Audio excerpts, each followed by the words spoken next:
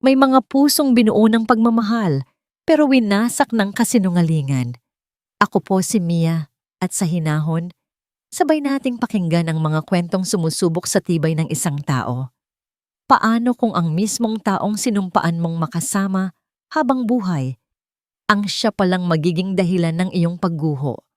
At paano ka muling babangon kung ang abo na lang ang natitira sa'yo? Isabella, I think it's time we stop pretending.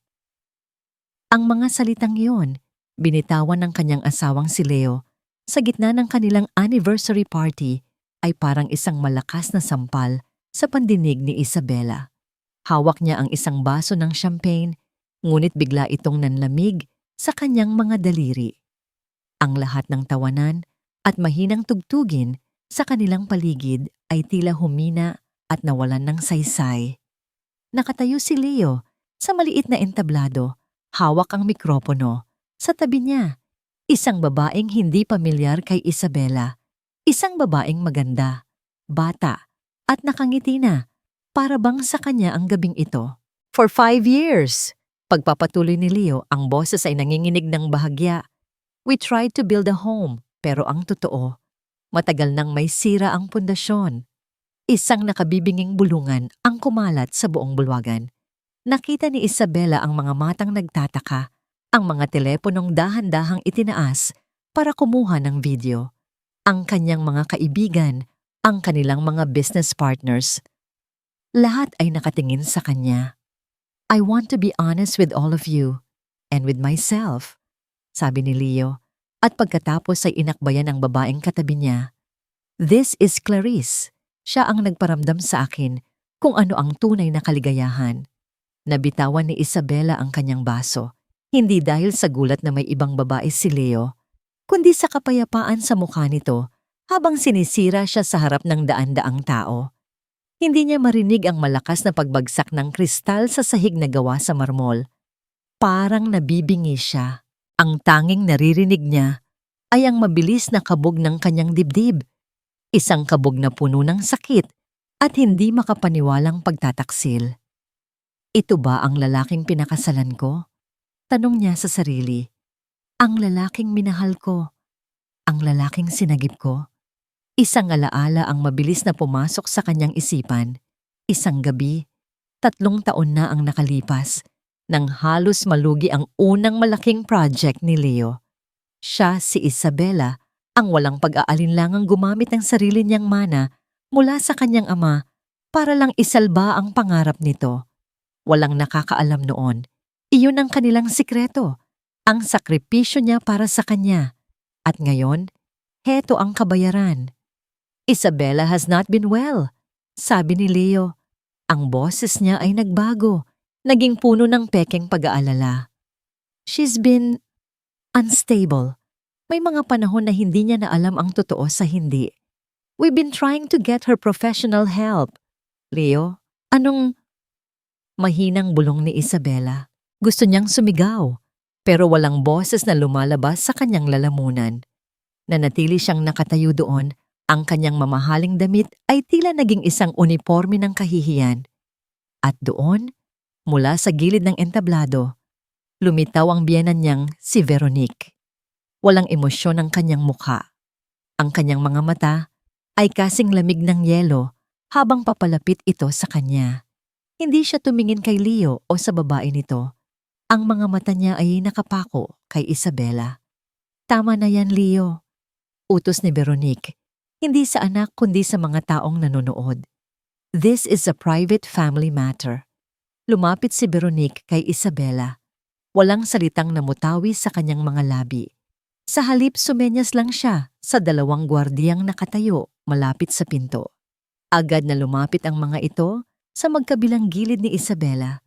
Huwag! Pakiusap ni Isabella. Ang boses niya ay basag na. Veronique, please. Pero parang walang narinig ang kanyang biyenan. Sumenyas ito sa isa sa mga katulong ng bahay na lumabas dala ang isang maleta. Ang maleta ni Isabella. Nakahanda na. Doon tuluyang gumuho ang mundo niya. Hindi ito biglaan. Planado ito. Bawat detalye, bawat salita. bawat kahihiyan, lahat ay pinag-isipan. "Ma'am, sumama na po kayo," sabi ng isang gwardiya. Marahan pero may diin, habang hinahawakan ng kanyang braso. "Bitiwan niyo ako." Napasigaw na si Isabela, pero huli na. Ang kanyang dignidad ay parang basag na salamin na nagkalat sa sahig. Habang hinihila siya palabas, isang bagay lang ang nasa isip niya. Si Marco, ang anak ko. Nasaan si Marco? Hindi siya pinansin ni Veronique. Patuloy lang siyang hinihila ng mga gwardiya, palayo sa mga matang mapanghusga, palayo sa buhay na kanyang binuo. Dumaan sila sa pasilyo patungo sa pinto. Sa kanilang pagdaan, nakita niya ang bahagyang nakabukas na pinto ng kwarto ng kanyang anak. Sa loob, sa ilalim ng dim light ng isang maliit na ilawan, nakita niya si Marco, ang kanyang 4 na taong gulang na anak, na mahimbing na natutulog. Ang munting anghel na nagbibigay liwanag sa madilim niyang mundo. Iyon ang huling imahe ng kapayapaan na kanyang nakita. Pagkatapos ay naramdaman niya ang malamig na hangin ng gabi. Itinulak siya palabas ng malaking pinto na gawa sa kahoy. Isinara ito ng may malakas na kalabog. Ilang sandali pa, narinig niya ang pag-andar ng bakal na gat at pagkatapos, isang nakabibinging katahimikan. Nakatayo siyang mag-isa sa labas ng sarili niyang pamamahay. Ang mga unang patak ng ulan ay nagsimulang pumatak sa kanyang balat. Malamig at walang awa. Wala siyang hawak, wala siyang pangalan, wala siyang masilungan. Ang tanging natitira sa kanya ay ang sakit ng isang pagtataksil na hinding-hindi na mabubura. Ang bawat patak ng ulan ay parang karayom na tumutusok sa balat ni Isabela. Hindi niya ito alintana. Ang lamig sa labas ay walang-wala kumpara sa nagyayelong pakiramdam sa loob ng kanyang puso. Ang malaking gate ng mansyon, na dati simbolo ng kanyang tahanan, ngayon ay tila isang malaking pader na naghihiwalay sa kanya sa lahat ng bagay na mahalaga sa kanya, lalo na kay Marco. Ang isiping natutulog ang kanyang anak sa loob, walang kamalay-malay, na ang ina nito ay itinapon na palabas, ay parang punyal na paulit-ulit na isinasaksak sa kanyang dibdib. Hindi niya alam kung gaano siya katagal na nakatayo roon. 1 minuto, 1 oras. Ang oras ay nawalan ng kahulugan. Ang tanging gumagalaw ay ang mga sasakyan sa di kalayuan at ang luhang humahalo sa tubig ulan sa kanyang mga pisngi. Saan siya pupunta? Wala siyang telepono, wala siyang pera. Ang tanging dala niya ay ang sakit at kahihiyan. Hanggang sa isang imahe ang biglang pumasok sa kanyang isipan. Isang lumang susi na nakasabit sa isang maliit na keychain. Isang susi na ibinigay sa kanya ng kanyang ama noong siya'y dalaga pa. "Hiha," sabi nito noon, "ang mga mata ay puno ng pagmamahal. Kung sakaling maramdaman mong nawawala ka sa mundo, ito ang susi pabalik sa lugar kung saan ka nagsimula. Laging may lugar para sa'yo." Ang lugar na yon, ang maliit na apartment sa isang lumang gusali sa Maynila. Doon sila nagsimula ng kanyang ama, bago pa man naging Monteverde ang apelyido niya. Isang taxi ang dumaan. Sa isang iglap ng desperasyon, itinaas ni Isabela ang kanyang kamay. Huminto ito. Nang makita ng driver ang kanyang anyo, basang-basa, nakapang-party, at may bakas ng luha sa mga mata, nag-atubili ito. "Saan po, ma'am?" tanong ng driver, may pag-aalinlangan. Sinabi ni Isabela ang address. Isang address na matagal na niyang hindi binabanggit. "Ma'am, medyo malayo po iyan. May pambayad po ba kayo?"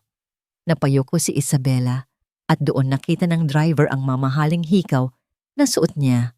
Ang tanging alahas na hindi niya naisipang hubarin. Mabilis niya itong tinanggal at iniabot sa driver. "Ito na lang po. Itago niyo na ang sukli," sabi niya. Ang boses ay paos. Sa buong biyahe, nakatingin lang si Isabela sa bintana. Pinapanood ang mga ilaw ng syudad na nagiging malabong mga guhit dahil sa bilis ng takbo at sa kanyang mga luha. Ang bawat gusali bawat kanto, ay tila nangungutya sa kanyang sinapit. Pagdating nila sa lumang gusali, halos hindi na niya ito makilala. Kupas na ang pintura at ang dating masiglang lobby ay ngayoy tahimik at madilim.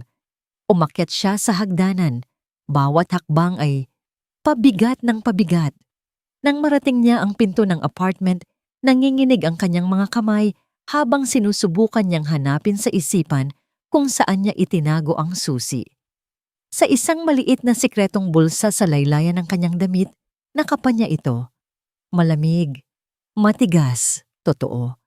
Pagpihit ng susi sa seradura, isang pamilyar na tunog ang kanyang narinig. Isang tunog na nagpabalik sa kanyang kabataan.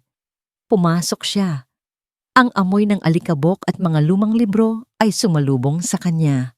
Ang lahat ay nababalot ng puting kumot, parang mga multo ng nakaraan. Hinubad niya ang kumot sa isang maliit na sofa. Umupo siya at doon, sa katahimikan ng apartment, tuluyan na siyang napahagulhol. Isang iyak na matagal niyang kinimkim. Iyak para sa nawalang tiwala. Para sa nasirang pangarap. At para sa batang si Marco na ngayon ay malayo sa kanya. Kinabukasan, ang sikat ng araw na tumatagos sa maruming bintana ang gumising sa kanya. Namamanhid ang kanyang katawan. Walang laman ang kanyang isipan. Tumayo siya at nagsimulang maglakad-lakad sa loob ng apartment. Ang bawat gamit ay may dalang alaala ng kanyang ama, ang kanyang chessboard, ang kanyang mga libro, ang kanyang lumang upuan. Nagdesisyon siyang maglinis para siyang isang makina, nagpupunas, nag-aayos, nagtatapon ng basura.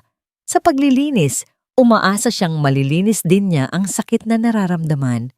Habang inaayos ang mga libro sa isang lumang estante, isang kahon na gawa sa kahoy ang nahulog mula sa likuran nito. Isang simpleng kahon na may nakaukit na ibon sa takip.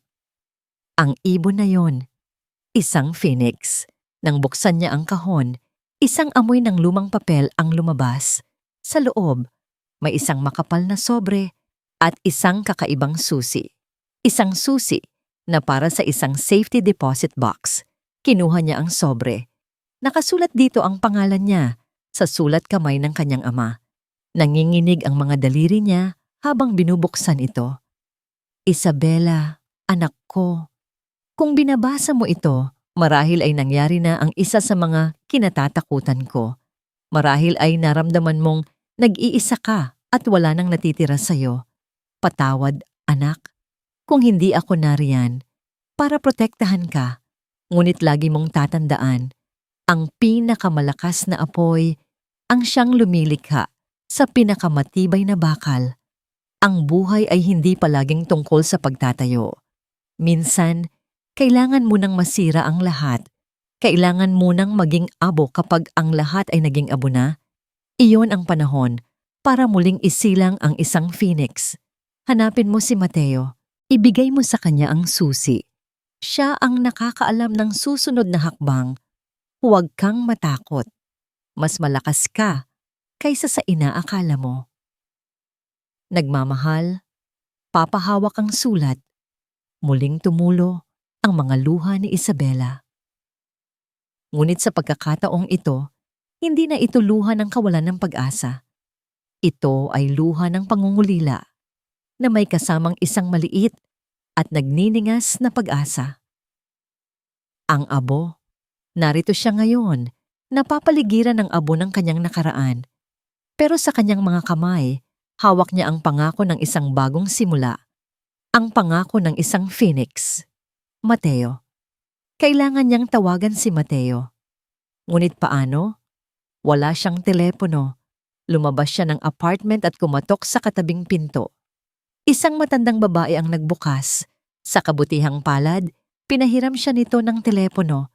Hinahanap niya sa kanyang memorya ang numero ni Mateo, ang numero ng kanyang matalik na kaibigan, ang taong laging nariyan para sa kanya bago pa man dumating si Leo. Nagring ito. 1, 2, 3. Hello? Isang pamilyar na boses ang sumagot. Mateo?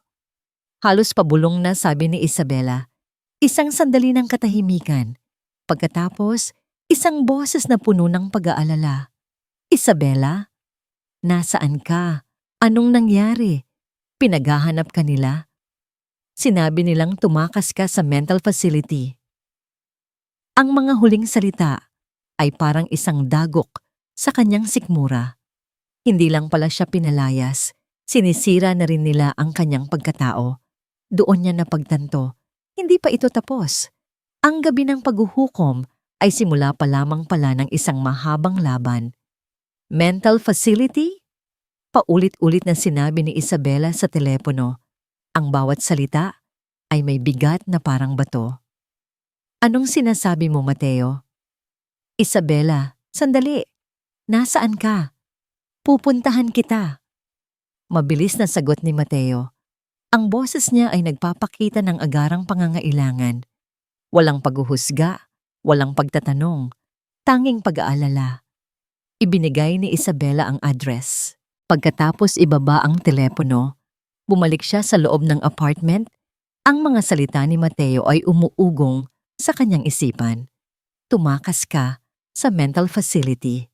So, iyon pala ang plano. Hindi sapat na agawin ang kanyang buhay. Kailangan nilang burahin ang kanyang kredibilidad, ang kanyang pagkatao, hanggang sa wala nang maniwala sa anumang sasabihin niya. Naramdaman niya ang pag-akyat ng galit, isang malamig at matalas na galit na pumalit sa lungkot. Wala pang isang oras, may kumatok sa pinto. Si Mateo. Sa kanyang mga mata, nakita ni Isabela ang lahat, gulat, awa, at isang galit na para sa kanya. May dala itong dalawang malaking paper bag. Kumain ka muna, sabi nito. Inilapag ang mga supot sa maliit na mesa. Amoy ng mainit na kanin at adobo ang kumalat sa hangin. Hindi ka pa siguro kumakain. Habang inaayos ni Mateo ang pagkain, hindi mapigilan ni Isabela na mapansin kung gaano ito kaiba kay Leo. Si Mateo ay laging may dalang kapayapaan. Ang kanyang presensya ay isang kanlungan. Sa loob ng 5 taon ng kanyang kasal, ngayon lang niya napagtanto kung gaano niya na-miss ang pagkakaibigang ito. Hindi siya nagsalita. Kumuha lang siya ng pagkain at nagsimulang kumain. Doon lang niya naramdaman ang matinding gutom.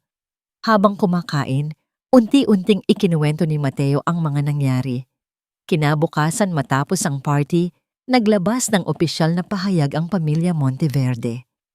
Nakasaad doon na si Isabela Monteverde ay nag-voluntary leave of absence mula sa kumpanya dahil sa personal health reasons, pero ang kumalat na chismis na sinadya nilang ipakalat ay mas malala, na nagkaroon siya ng nervous breakdown at dinala sa isang pribadong pasilidad. At ngayong umaga lang, kumalat ang balitang nakatakas siya. They're painting you as a hysterical, unstable woman, sabi ni Mateo. Ang mga panga ay nagtagis. Para kapag nagsalita ka, walang maniniwala. Para kapag lumaban ka, sasabihin nilang parte lang yan ng sakit mo. At ang kumpanya? Tanong ni Isabela. Veronique assumed the position of interim CEO. Si Leo, COO. At para maging legal ang lahat. Huminga ng malalim si Mateo. Nagsimula na sila ng legal proceedings para ideklara kang legally incapacitated. Kapag nangyari yon, makokontrol nila ang lahat ng personal assets mo. Lahat. Napatigil sa pagkain si Isabela. Ang kanyang mga kamay ay nagsimulang manginig. Hindi lang pala ang bahay ang kinuha sa kanya. Kinukuha nila ang lahat. Ang pamana ng kanyang ama. Ang kinabukasan ni Marco. Hindi ko sila hahayaan, sabi ni Isabela. Ang boses ay mahina, pero puno ng determinasyon. Ipinakita niya kay Mateo ang sulat at ang susi. Nang makita ni Mateo ang sulat, ang kanyang reaksyon ay hindi gulat, kundi isang malungkot na pag-unawa. Ang Phoenix Project. Matagal nang sinabi sa akin ng papa mo ang tungkol dito. Umaasa lang kami na hindi na darating ang araw na kakailanganin mo ito. Ano ba talaga to? Ito ang contingency plan ng papa mo, paliwanag ni Mateo. Siya Higit kanino man ay kilala ang mga Monteverde. Alam niyang darating ang araw na lalabas ang tunay nilang kulay. Ang susi. Para yan sa isang safety deposit box sa ilalim ng pangalan ko. Para hindi nila ito mahanap, doon nakalagay ang unang set ng mga dokumento. Kailangan nating pumunta doon. Ngayon na. Agad silang umalis. Nag-ingat sila. Tinitiyak na walang nakasunod. Sa bangko, habang hinihintay nila ang box, naramdaman ni Isabela ang kakaibang kaba. Ito na. Ang simula ng kanyang pagbangon, nang buksan ni Mateo ang metal na kahon, isang makapal na folder ang laman nito. Sa loob, naroon ang mga kopya ng mga dokumento, mga bank statement, at mga sulat kamay na tala ng kanyang ama. Habang binabasa nila ang mga papel sa opisina ni Mateo, isang mas masalimuot na larawan ang nabuo.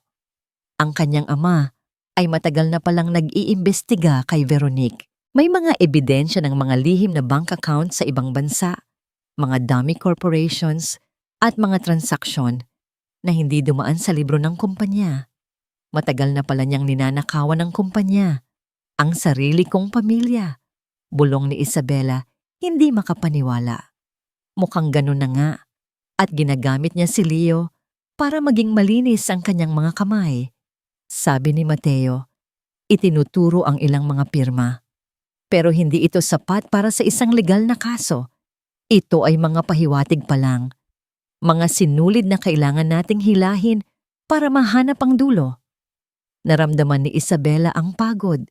Ang laban ay mas malaki at mas mahirap kaysa sa kanyang inaakala.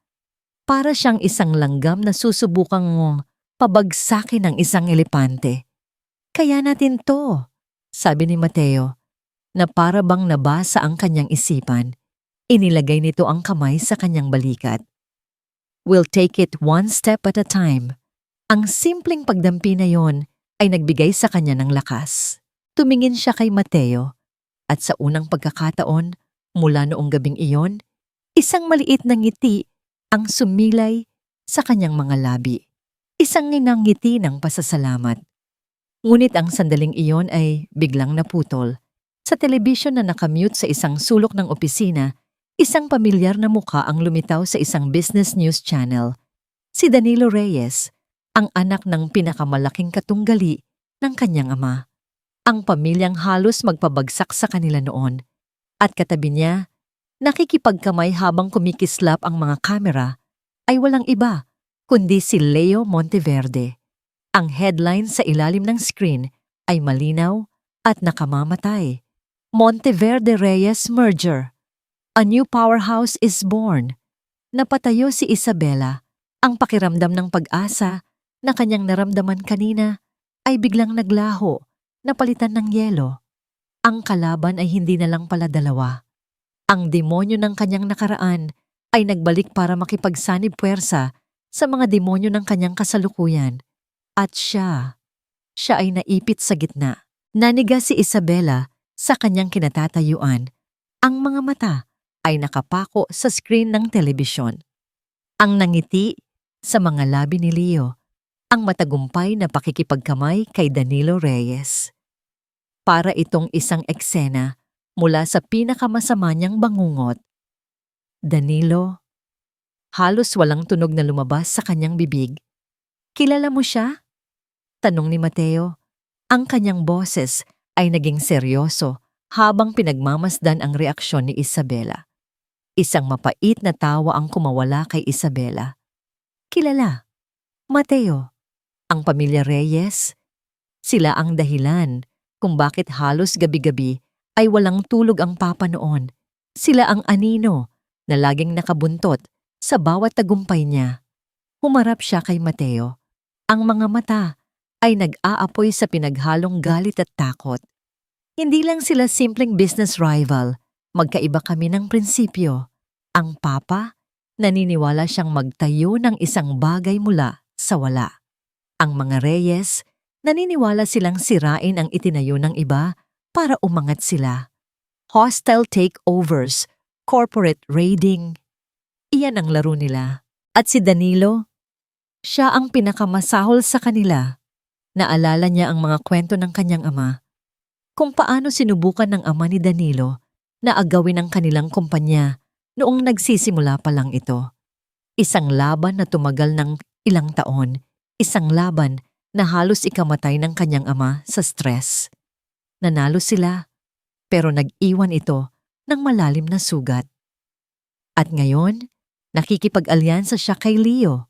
Dugtong ni Isabela, ang boses ay nanginginig. Hindi ito merger, Mateo. Isa itong execution. Alam ni Danilo na mahina ang kumpanya ngayon dahil sa gulong ito. At si Leo, ibinenta niya ang kaluluwa ng kumpanya ng papa sa mismong demonyo na gustong sumira dito. Ang bigat ng lahat ng ito ay tila isang pader na bumabagsak sa kanya. Hindi na lang niya nilalabanan ang kasakiman ng mga Monteverde. Nilalabanan na rin niya ang multo ng nakaraan. Para siyang kinukulong sa lahat ng direksyon. Paano na? Tanong niya. Ang determinasyon kanina ay napalitan ng isang malamig na pagdududa. Dalawa sila, laban sa akin. Paano ko sila lalabanan? Lumapit si Mateo sa kanya. Walang salitang namutawi dito. Sa halip kinuha nito ang remote at pinatay ang telebisyon na para bang pinapatay ang ingay na gumugulo sa isipan ni Isabela. Tumingin ito ng diretso sa kanyang mga mata. Hindi dalawa laban sa isa. Mariing sabi ni Mateo. Dalawa sila laban sa ating dalawa. Hindi ka nag-iisa dito, Isabela. Noon at lalo na ngayon. Ang mga salitang iyon, simple pero puno ng katapatan, ay parang isang mainit na kumot sa nagyayelo niyang kaluluwa. Huminga siya ng malalim, pinipigilan ang mga luhang nagbabadyang tumulo. Tama si Mateo. Hindi ito ang oras para sumuko. Ito ang oras para mas lalong lumaban. Tumango siya. Okay, sabi niya. Ang boses ay mas matatag na. Let's focus. Ano ang sinasabi ng mga dokumento? Bumalik sila sa mesa. Ang atensyon nila ay muling ibinaling sa folder ng Phoenix Project.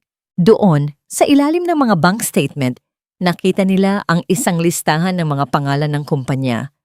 Veridian Holdings, Azure Investments, Sierra Equities. Mga pangalang magaganda pakinggan, pero wala silang record ng anumang totoong operasyon. Shell companies, sabi ni Mateo. Dito niya itinatago ang perang kinukuha niya. Lumilikha siya ng mga pekeng invoice. Nagbabayad ang Monteverde Corp sa mga kumpanyang ito para sa mga serbisyong hindi naman nangyari. At pagkatapos, ang pera ay ililipat niya sa kanyang mga personal offshore accounts. So we need to trace the money, sabi ni Isabela. Ang kanyang isip na sanay sa negosyo ay nagsimula ng gumana. Kailangan nating patunayan na ang mga kumpanyang ito ay konektado sa kanya at na walang tunay na serbisyong naganap. Exactly. Ito ang magiging unang misyon natin. Mahirap ito, pero hindi imposible, sabi ni Mateo habang nagsusulat ng mga tala. Sa unang pagkakataon sa loob ng ilang araw, naramdaman ni Isabela na mayroon siyang kontrol. Kahit kaunti, mayroon silang plano, mayroon silang layunin. Ang atensyon nilang dalawa ay nakatuon sa mga dokumento. Hinahanap ang bawat butas, bawat kahinaan na maaari nilang gamitin.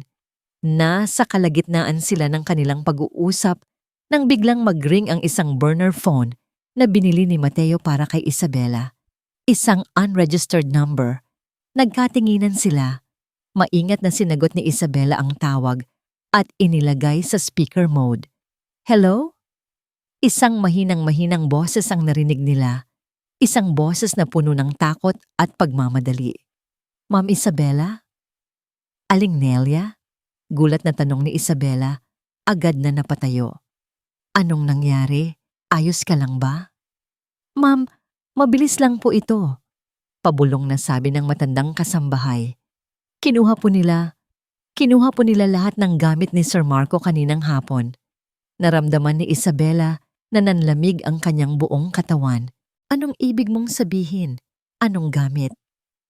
Lahat po, ma'am. Ang mga damit niya, mga laruan. nilagay sa mga maleta. Narinig ko po si Ma'am Veronique, nakausap si Sir Leo sa telepono. Sinabi nilang dadalhin daw po nila ang bata sa isang bakasyon. Ang salitang bakasyon ay binitawan ni Aling Nelia na parang isang sumpa. At sa isang iglap, lahat ng shell companies, lahat ng tungkol kay Danilo Reyes, lahat ng plano nila ni Mateo, nawalan ng saysay. Iisang bagay lang ang mahalaga, ang kanyang anak. At kinukuha na nila ito sa kanya. Saan? Tanong ni Isabela. Ang boses ay naging matinis at desperado.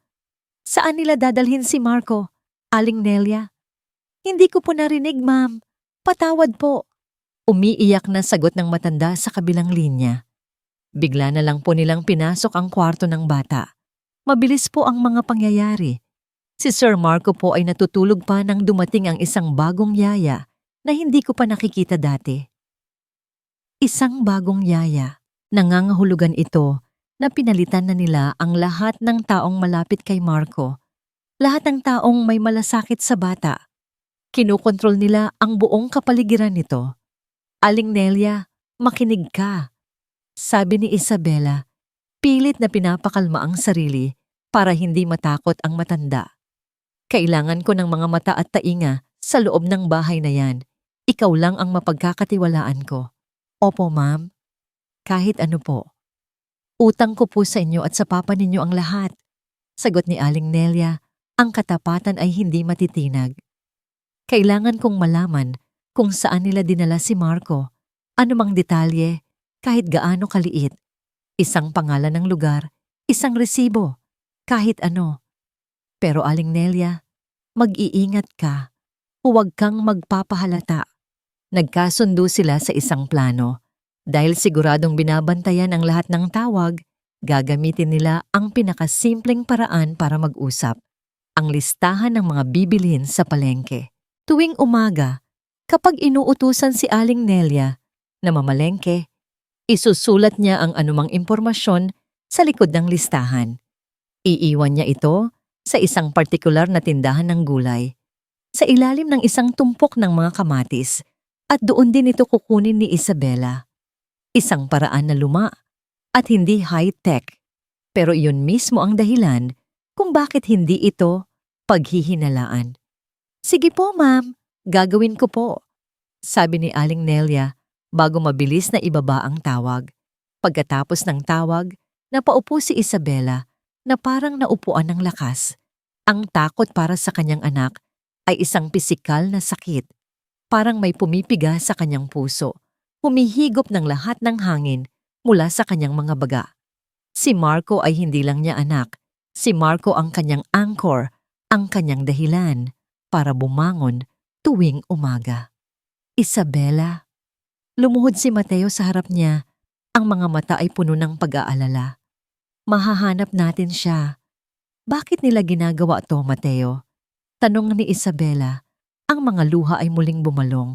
Anong klase silang mga tao? Gagamitin nila ang isang batang walang kalaban-laban para lang sa pera? Dahil alam nilang siya ang kahinaan mo, sagot ni Mateo. Ang boses ay mababa at puno ng galit. Pero gagawin din natin siyang kalakasan mo. Kinabukasan, maaga pa lang ay pumunta na si Isabela sa palengke. Nagsuot siya ng simpleng damit, malaking salamin, at isang sombrero para hindi makilala.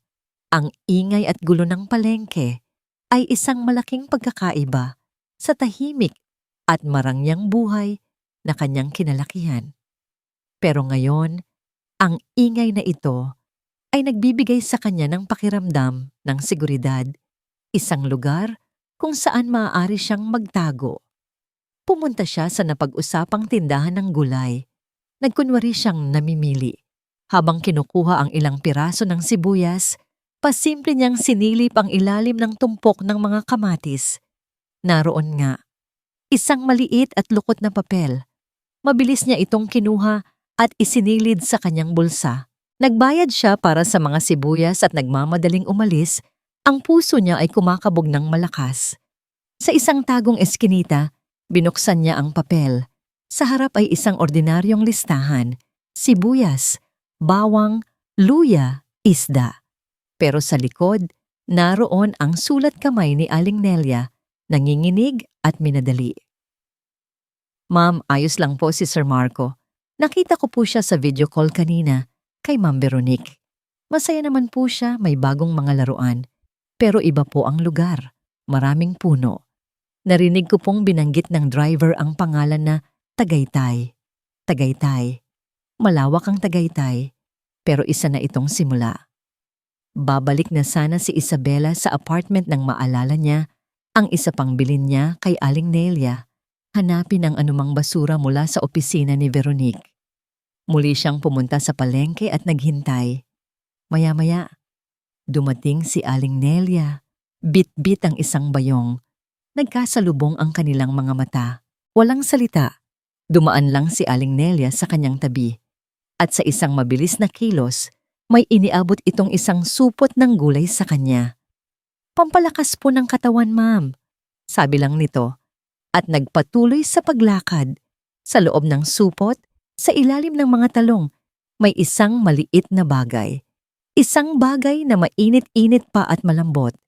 Isang piraso ng paborita. Ang paborito niyang biskwit noong bata pa siya, na laging binibake ni Aling Nelia para sa kanya. Napangiti si Isabela sa kabila ng lahat. Isang maliit na paalala ng pagmamahal at nakaraan. Pero may isa pa. Sa ilalim ng biskwit, may isang maliit at lukot-lukot na papel. Tila pinulot mula sa basurahan. Nang buksan niya ito, isang pangalan at isang address ang nakasulat. Isang appointment sa kalendaryo na marahil ay itinapon na. Dr. Alcaraz, Greenfield Wellness Sanctuary. Hindi ito ang address kung nasaan si Marco. Isa itong address ng isang lugar na tila para sa mga may sakit. Isang lugar para sa mga taong kailangan ng wellness. Biglang nag-ugnay ang lahat sa kanyang isipan. Ang mga salita ni Mateo, tumakas ka sa mental facility. Ang pangalan ng doktor, ang pangalan ng lugar. Hindi nila dinala si Marco sa isang simpleng bakasyon at ang lugar na ito, ang Greenfield Wellness Sanctuary. Ito ang lugar kung saan nila balak na ikulong siya. Greenfield Wellness Sanctuary. Inulit ni Isabela ang pangalan ng paulit-ulit habang pabalik siya sa opisina ni Mateo. Bawat bigkas ay nag-iiwan ng mapait na lasa sa kanyang dila. Wellness. Anong klaseng wellness ang inihahanda nila para sa kanya? Isang kulungan na may magandang pangalan. Pagdating niya, agad niyang ipinakita kay Mateo ang papel. Habang binabasa ito ni Mateo, ang kanyang mukha ay unti-unting dumilim. I know this place, sabi niya. Mabilis na binuksan ang kanyang laptop at nag-type. Hindi ito ordinaryong ospital o clinic. It's a high-end private facility. Maganda ang reputasyon sa labas, pero sa loob ng legal community, may mga bulong-bulungan. Anong klaseng bulong-bulungan? May ilang kaso noon ng mga mayayamang pamilya na nag-aagawan sa mana. Paliwanag ni Mateo, ang kanyang mga daliri ay hindi tumitigil sa pag-type. At sa ilang pagkakataon, ang isang miyembro ng pamilya ay bigla na lang magkakasakit at magpapasya na ipasok ang sarili sa Greenfield. And this doctor? Alcaraz. Laging sangkot ang pangalan niya. Ikinot niya ang laptop paharap kay Isabela. Isang article ang nakabukas, may larawan ni Dr. Alcaraz na nakangiti sa isang charity event. Ang ngiti niya ay mukhang mabait, pero sa mga mata ni Isabela, isa itong ngiti ng isang buwitre. He's a doctor for hire, sabi ni Mateo. Magaling siyang gumawa ng mga diagnosis na pabor sa kung sino man ang nagbabayad sa kanya. Anxiety, depression, paranoia. Kaya niyang gawing clinical case ang anumang emosyon. Ito dapat ang magiging kulungan mo, Isabela. Isang kulungan kung saan ikaw mismo ang pipirma para ikulong ang sarili mo at ang buong mundo ay maniniwalang ginagawa mo ito para sa iyong kabutihan. Naramdaman ni Isabela ang isang malamig na kilabot na gumapang sa kanyang likuran. Ang kanilang plano ay perpekto. Sino ang kukwestiyon sa desisyon ng isang respetadong doktor? Sino ang maniniwala sa isang pasyenteng may mental instability? Nakaligtas ako, bulong ni Isabela. Hindi lang sa sarili, kundi para ipaalala sa sarili na wala siya doon. Malaya pa siya. For now, sabi ni Mateo, pero kailangan nating kumilos. Ang papel na ito ang unang matibay na ebidensya natin ng kanilang intensyon.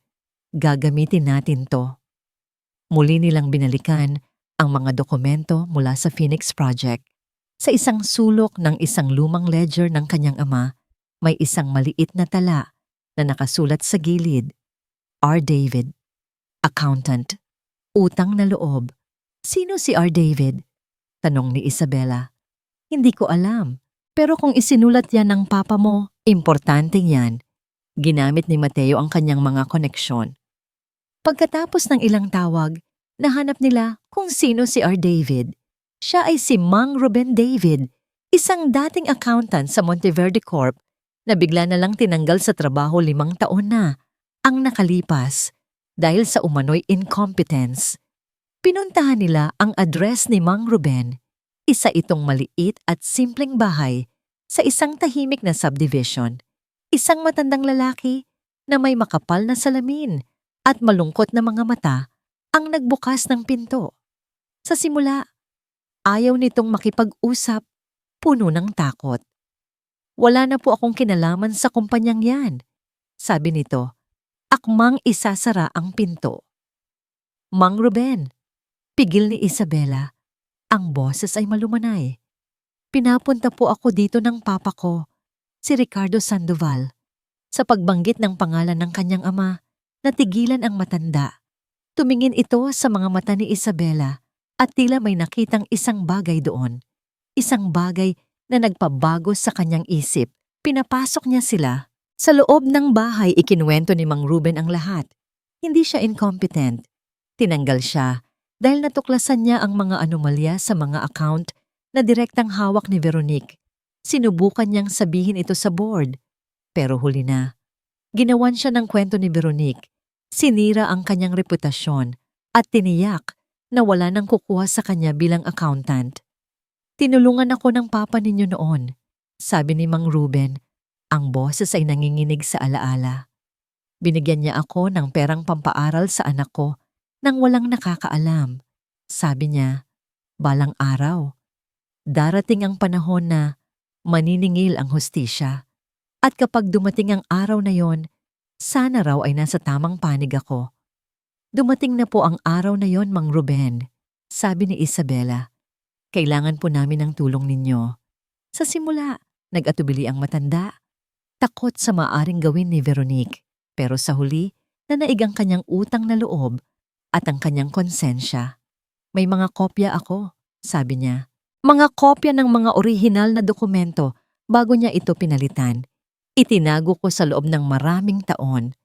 Pumunta siya sa isang lumang aparador at kinuha ang isang maliit na baul.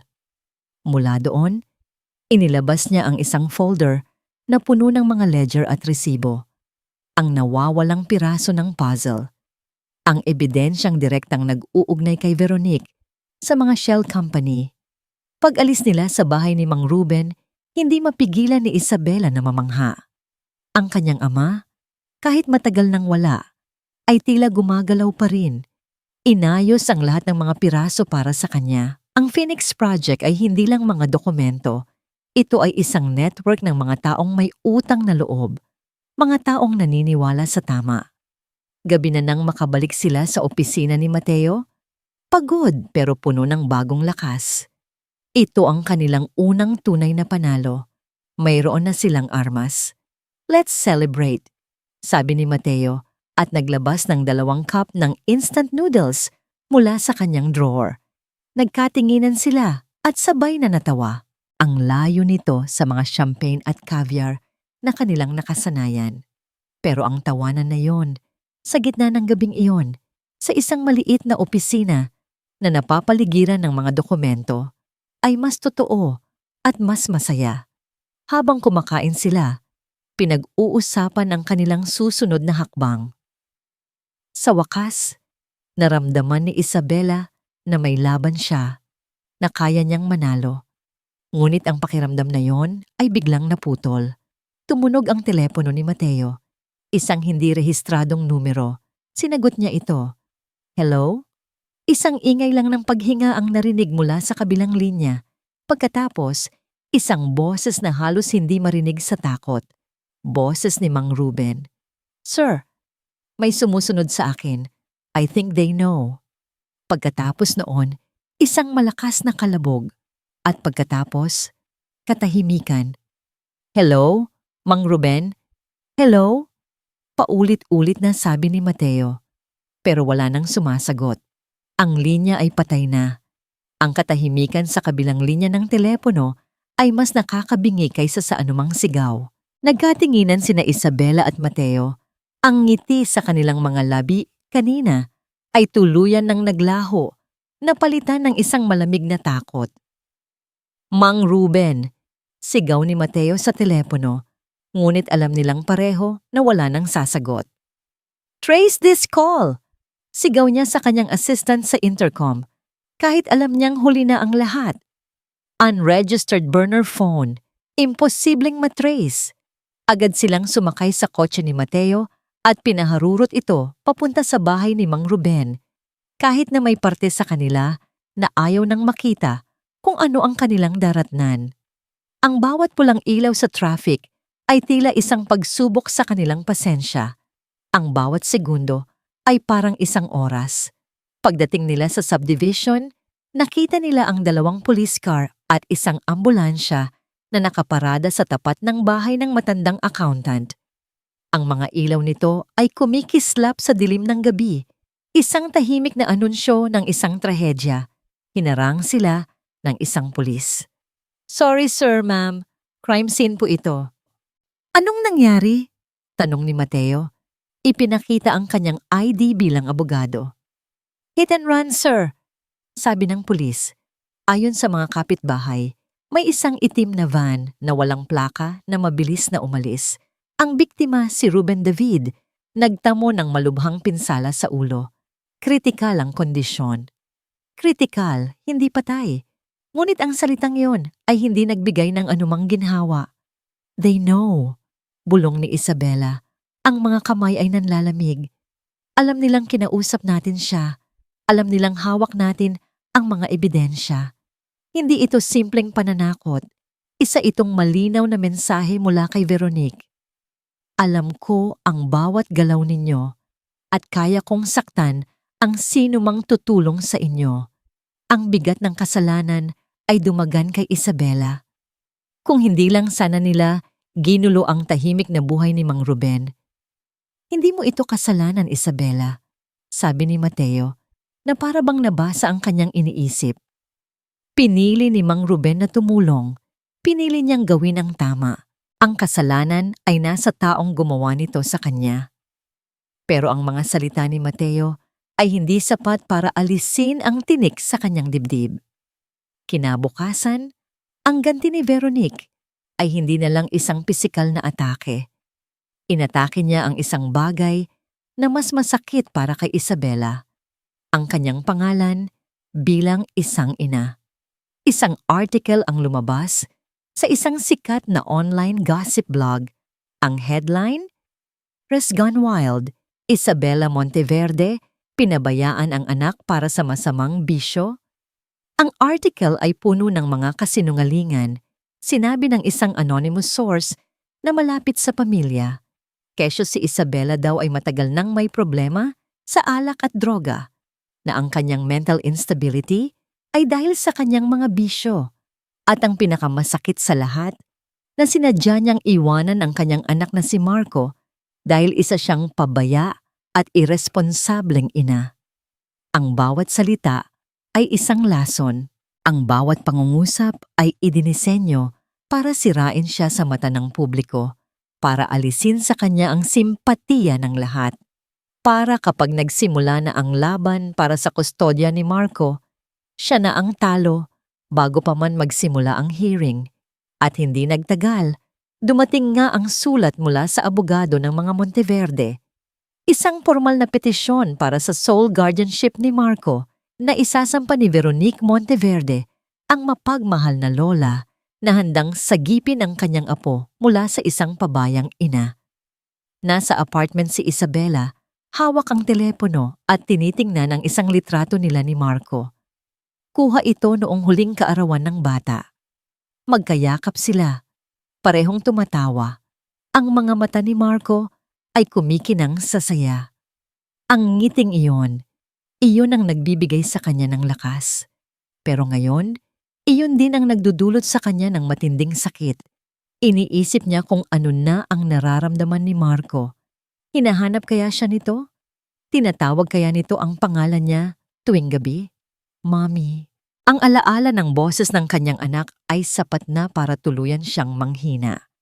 Napaupo siya sa sahig, yakap-yakap ang kanyang mga tuhod at humagulgol. Ang lahat ng tapang, lahat ng determinasyon ay parang naubos na. Baka tama sila, sabi niya sa sarili, sa gitna ng kanyang mga hikbi. Baka nga pabaya akong ina. Kung naging mas matatag lang ako, kung hindi ko lang hinayaan na mangyari ito, edi sana kasama ko pa si Marco. Ang pagdududa sa sarili.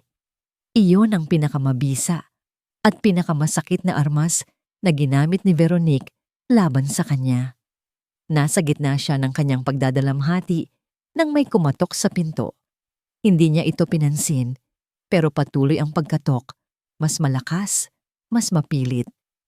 Sa huli, pinilit niyang tumayo at binuksan ang pinto. Handa nang paalisin kung sino man yon. Isang delivery man ang nakatayo. May hawak na isang maliit na brown box. Package po para kay Isabela, sabi ng lalaki. Tila nag-aalinlangan sa address. Wala naman akong inaasahan na package, sabi niya. Wala pong pangalan ng nagpadala, ma'am.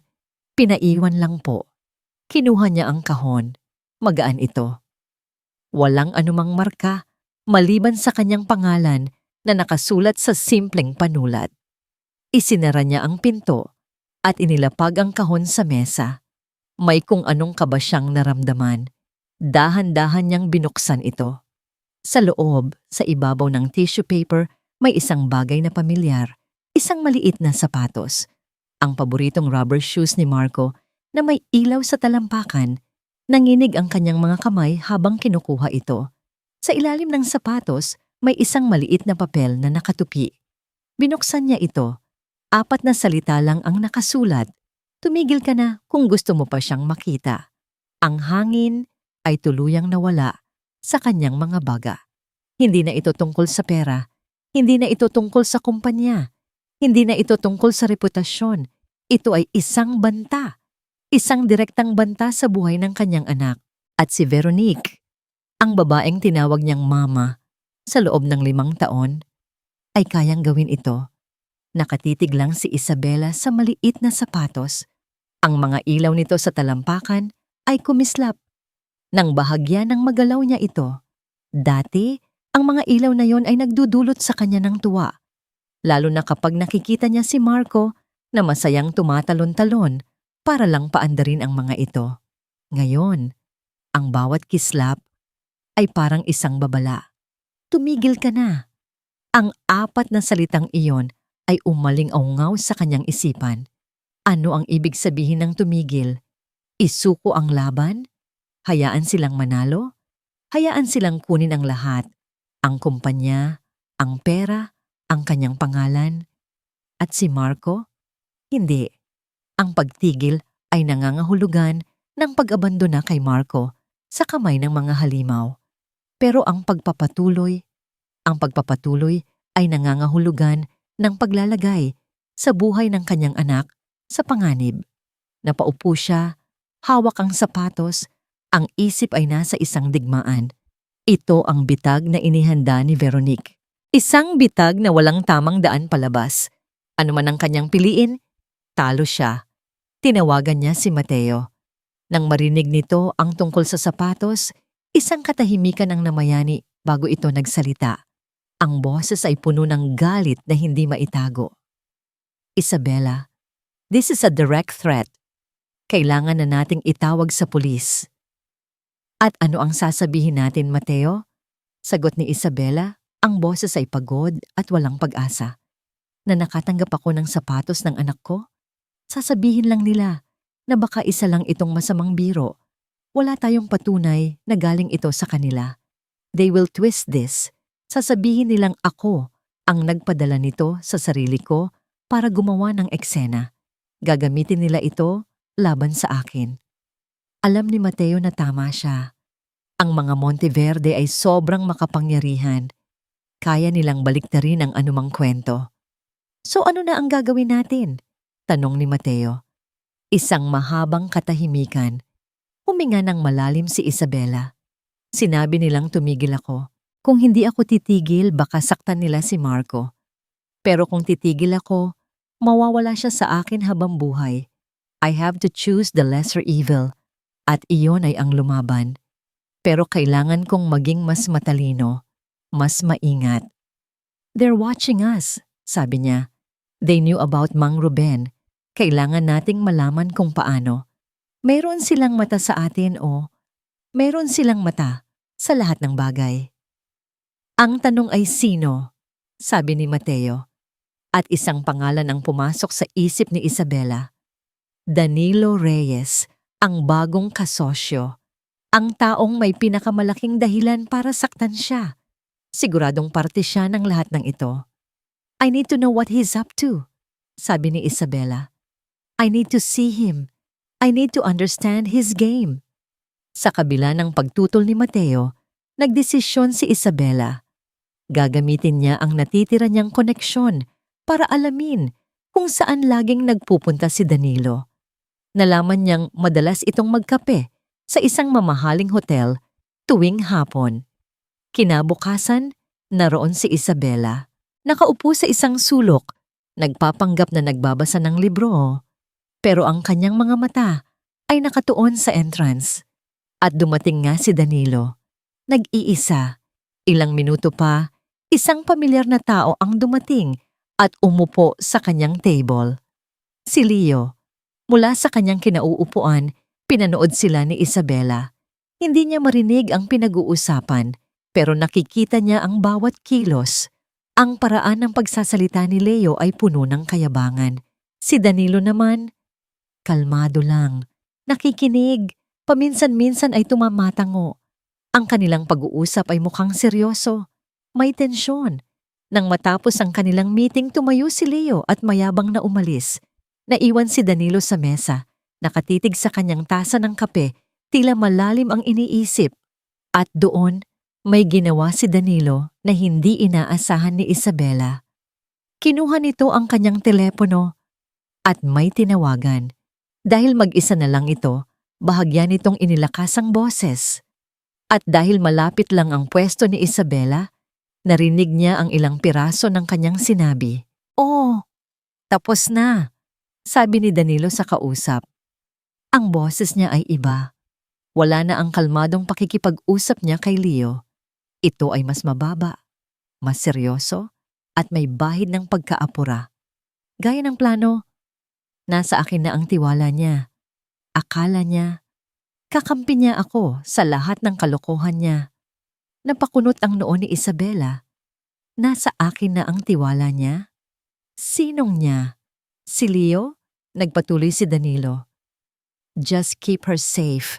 Siguraduhin mong walang makakalapit sa kanya. Importante sa akin na hindi siya mapahamak sa gulong ito. Keep her safe? Sino ang her na tinutukoy niya? Si Clarice, ang kabit ni Leo? Oh, baka ibang babae? Isang huling pangungusap ang narinig ni Isabela bago tumayo si Danilo at umalis. Gagawin ko ang lahat para protektahan ang pamana ni Don Ricardo, ang pangalan ng kanyang ama. Natigilan si Isabela. Ang buong katawan niya ay nanigas. Bakit?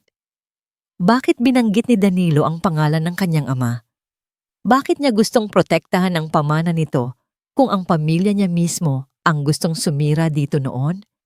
Lalong gumulo ang lahat. Si Danilo ba ay kaaway na nagpapanggap na kaibigan ni Leo? O isa siyang kaibigan na nagpapanggap na kaaway niya? Sino ang her na gusto niyang protektahan? At anong ibig niyang sabihin sa pagprotekta sa pamana ni Don Ricardo? Umalis si Isabela sa hotel na mas maraming tanong kaysa sagot. Ang kanyang mundo, na dati itim at puti lang, siya laban sa kanila, ay biglang nagkaroon ng kulay abo, isang malawak at mapanganib na kulay abo. Pagbalik niya sa opisina ni Mateo, isang balita ang sumalubong sa kanya. Isabela, tumawag ang ospital, sabi ni Mateo. Ang muka ay seryoso. Nahanap na nila ang pamilya ni Mang Ruben sa probinsya, pero may isa pang balita. Ano yon? Nagkamalay na si Mang Ruben kaninang umaga, sabi ni Mateo. Huminga ito ng malalim. Pero wala siyang maalala. Temporary amnesia, sabi ng doktor, dahil sa tindi ng tama sa ulo niya. Napaupo si Isabela, ang kanilang nag-iisang testigo. Ang kanilang pinakamalakas na alas ay bigla na lang naging blanko. Parang isang masamang biro ng tadhana. Sa bawat hakbang nila pasulong, tila may isang hindi nakikitang kamay na tumutulak sa kanila ng 2 hakbang paatras. Blanco, iyon ang salitang paulit-ulit na tumatakbo sa isip ni Isabela. Blanco ang isipan ni Mang Ruben, blanco ang kanilang listahan ng mga testigo. At ngayon, tila blanco na rin ang kanilang pag-asa.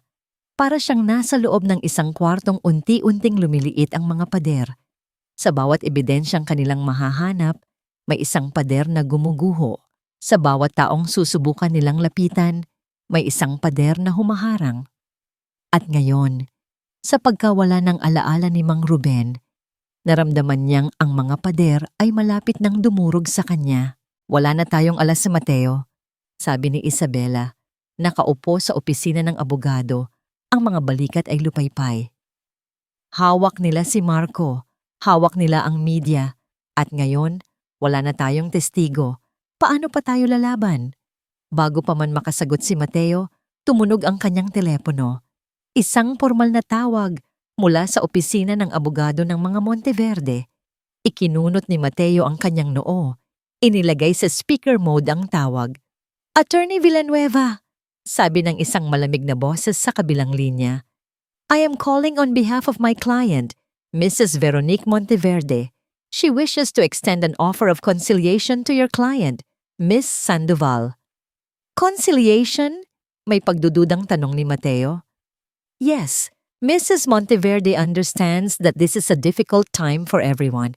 She believes that a protracted legal battle will only cause more harm, especially to the child involved. She is offering Miss Sandoval a chance to see Marco. Natigilan si Isabela. Ang pangalan ng kanyang anak ay parang isang kampana na gumising sa kanyang diwa. The meeting will be tomorrow, 10 a.m. at the Salcedo Park, a neutral ground. Pagpapatuloy ng abogado. Mrs. Monteverde will be there. She hopes that by seeing how well the child is being cared for, Miss Sandoval will come to a more practical decision regarding the custody arrangement. Pagkatapos ibaba ang tawag, isang katahimikan ang bumalot sa silid.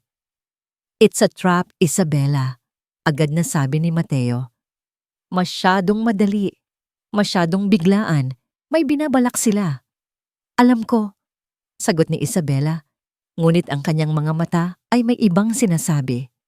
Pero Mateo, si Marco, ito na ang pagkakataon kong makita siya.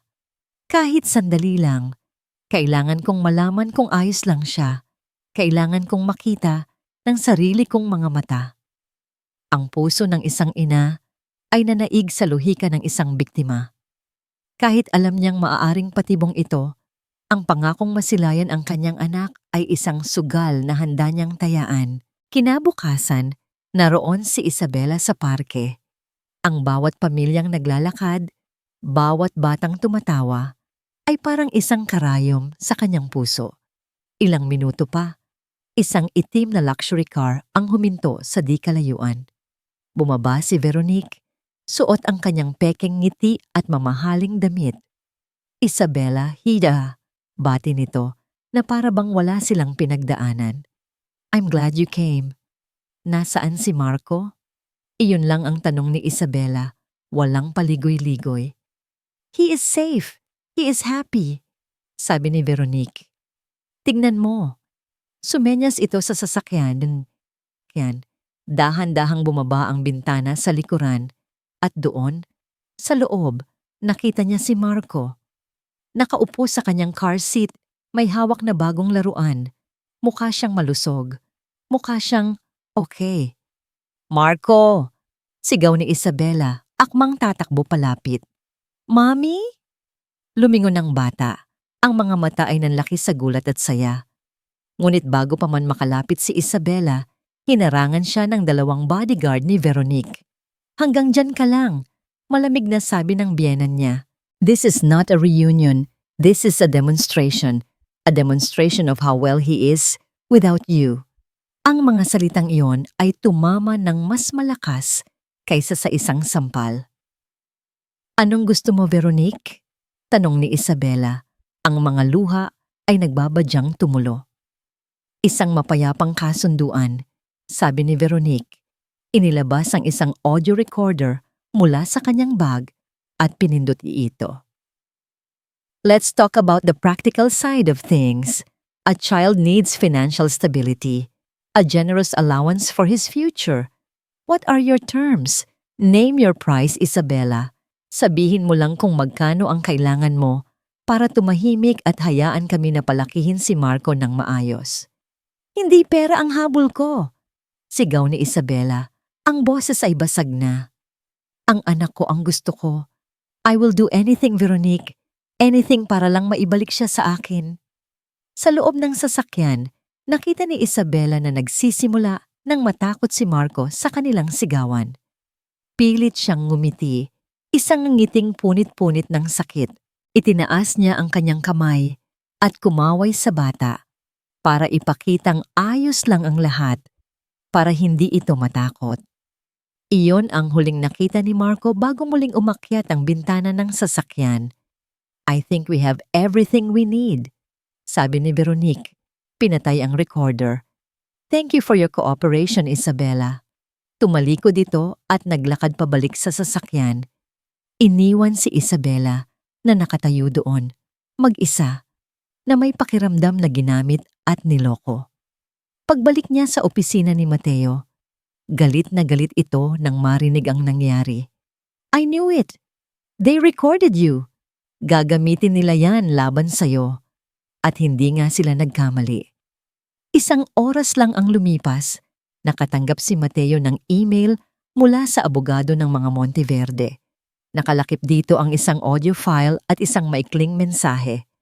Mr. Villanueva, please find attached a recording of your client's attempt to extort money in exchange for her silence.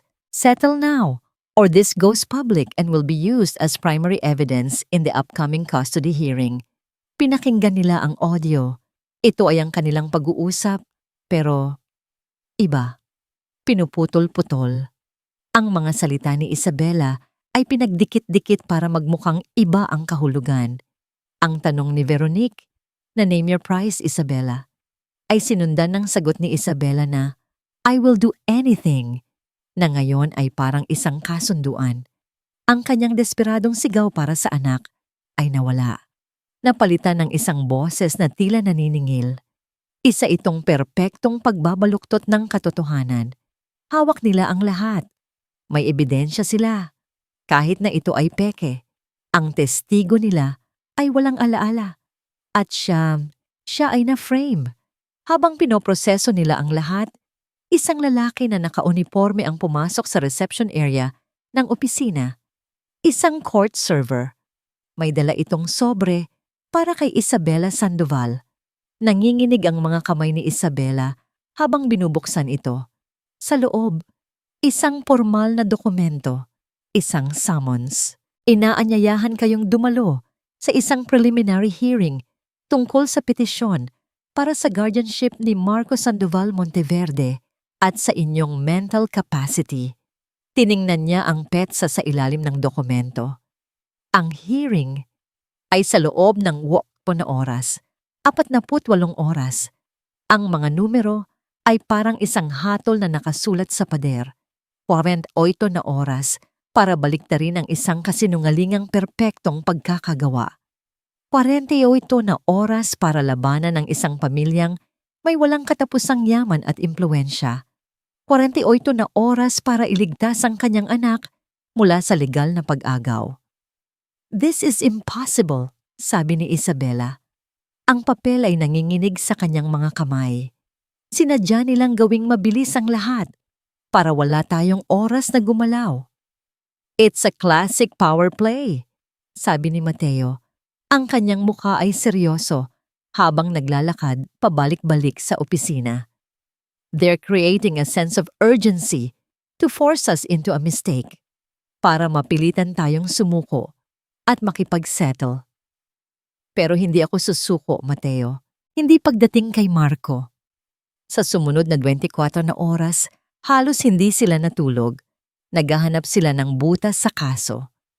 Tumawag sa mga posibleng testigo, pero lahat ay biglang naging abala o ayaw masangkot. Sinubukan nilang kumuha ng audio expert para patunayang edited ang recording, pero sinabihan silang aabuti ng ilang linggo para sa isang opisyal na resulta. Oras. Ang oras ang kanilang pinakamalaking kalaban, at alam na alam iyon ni Veronique. Habang papalapit ang hearing, lalong nararamdaman ni Isabela ang pagkalunod. Ang bawat pag-ikot ng orasan ay parang isang hakbang papalapit sa bangin. Nagsisimula na siyang maniwala na baka ito na nga ang katapusan, na baka sa huli, mananalo pa rin ang kasamaan. Baka dapat na akong makipag-settle, sabi niya kay Mateo sa kalagitnaan ng gabi. Ang boses ay puno ng pagkatalo. Baka ito na lang ang paraan para masigurado kong hindi nila lalong sasaktan si Marco. I can give them the company, the money, lahat. Basta ba'y papayagan nila akong makita ang anak ko paminsan-minsan. "Isabela, wag," pakiusap ni Mateo. "Kapag ginawa mo yan, tuluyan ka na nilang makokontrol. Hindi sila titigil hanggat hindi ka nila nadudurog ng tuluyan." Ngunit sa puso ni Isabela, ang pagod at takot ay nagsisimula ng manalo. At doon, tila naramdaman ni Veronique ang kanyang kahinaan. Dahil hindi na siya naghintay para sa hearing, nagpasya siyang ilabas ang kanyang huling alas. Isang tawag ang dumating sa burner phone ni Isabela. Isang pamilyar na boses, pero hindi kay Veronique. "Isabela," boses ni Leo. Ang dating malambing na boses na minsan niyang minahal ay ngayoy puno ng lamig at pagbabanta. "Leo, anong kailangan mo?" "I'm tired of this game," sabi ni Leo. "My mother is tired. We gave you a chance to walk away quietly. Hindi ka nakinig." Hindi laro ang anak ko, Leo. Isang tuyong tawa ang narinig niya mula sa kabilang linya. "You're right. He's not a game. He's leverage. At mukhang kailangan naming gamitin ang leverage na yan para maintindihan mo." Biglang may narinig si Isabela na isang maliit na boses sa background. "Daddy? Who are you talking to?" "I want mommy." Si Marco. "Marco, anak." Sigaw ni Isabela sa telepono. Agad na napatayo. "Mommy?" Narinig niyang muli ang boses ng bata. Mas malinaw ngayon, pero may takot na. "Mommy, I want to go home." "Listen to me carefully, Isabela," sabi ni Leo. Ang boses ay bumaba. Naging mas mapanganib. "Nawala na ang pasensya namin. Forget the hearing. Forget the settlement. May mga dokumento akong ipapadala sa iyo ngayon na isang deed of assignment para sa lahat ng shares mo sa kumpanya at isang waiver of parental rights. Pipirmahan mo lahat. Walang tanong. Walang kondisyon." "You're insane." "No, I'm just very, very motivated," sabi ni Leo. "Pirmahan mo at ibabalik ko sa'yo si Marco. Hindi mo pipirmahan. Well, let's just say malawak ang Pilipinas. Maraming lugar kung saan pwedeng mawala ang isang bata." Ang banta ay hindi na nakatago sa isang maliit na sapatos. Ito ay direkta, brutal, at totoo. "I will give you 1 hour to decide," sabi ni Leo bago ibaba ang tawag. Ilang minuto lang, isang email ang dumating. Ang mga dokumentong sinabi ni Leo. Ang kanyang hatol, hawak ang telepono, napatingin si Isabela kay Mateo. Ang mga mata ay nanlalaki sa takot. Ito na. Ito na ang pinakakinatatakutan niya. Hindi na ito legal na laban, isa na itong kidnapping. Pinilit niyang tumayo, ang mga binti ay nanginginig. Lumakad siya, papunta sa salamin sa opisina. Tinitigan niya ang kanyang refleksyon, isang babaeng pagod, takot, at halos wasak na. Ito ba ang babaeng iiwan ang kanyang anak? Sa mga kamay ng mga kriminal? Hindi. Sa gitna ng takot, isang bagong damdamin ang umusbong. Isang damdamin na mas malakas kaysa sa pagod, mas malakas kaysa sa kawalan ng pag-asa. Galit. Isang dalisay, nag-aapoy na galit. Ang galit ng isang ina na ang anak ay nasa panganib. Tumingin siyang muli sa salamin at ang nakita niya ay hindi na isang biktima. Nakita niya ang isang babae na may mga matang pulang-pula sa luha, ngunit nagniningas sa determinasyon. Huminga siya ng malalim. Hindi ngayon, bulong niya sa sarili. Hindi ang anak ko. Bumalik siya sa mesa, kinuha ang telepono, handa nang tawagan si Leo para sabihing pumapayag na siya. Gagawin niya ang kahit ano para lang makuha si Marco at pagkatapos ay hahanap siya ng paraan para wasakin sila. Ngunit bago pa man niya maidial ang numero, isang text message ang dumating sa burner phone mula sa isang numerong hindi niya kilala. Ang mensahe ay maikli at direkta. Huwag. Pumunta ka sa lumang bodega ng mga Reyes. Mag-isa. Ang mensahe ay kumikislap sa screen ng telepono.